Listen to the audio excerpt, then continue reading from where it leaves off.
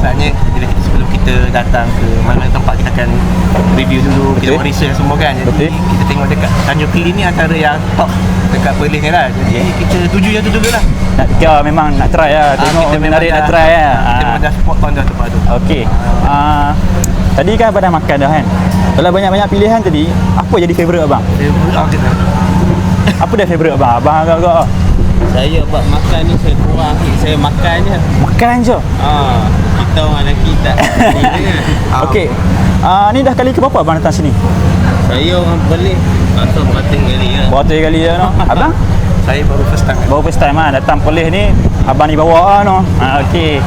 Okey, kalau saya nak tanya abang lah kan, sebab abang dah banyak kali no. Tanya abang lah. 1 sampai 10 abang nak bagi berapa? 10 tu paling terbaik. Kita bagi semua, kita bagi 9 lah. 9. Okey, kita tinggalkan 1 untuk pembaikan. Okey. Pembaikan tu kalau boleh kita selesakan pelanggan kita. Contohnya maybe ada satu kawasan untuk berapa aircon ke. Dengan cuaca yang akan datang ni kan, kita tahu macam mana. So better buat satu tempat untuk yang lebih selesa. Kalau abang nak ataupun buat tempat budak-budak main kabur semua ke macam tu juga. Betul.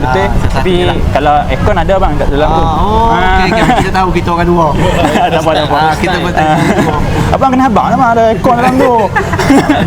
Kami ni lama dah tak jumpa.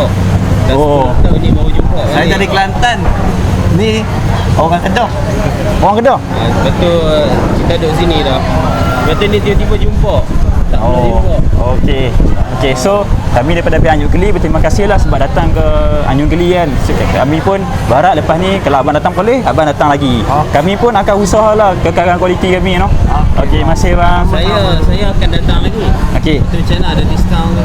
Boleh, saya akan bincang dengan Toke. Toke dengar Toke nah. Dia dah bagi review terbaik lah.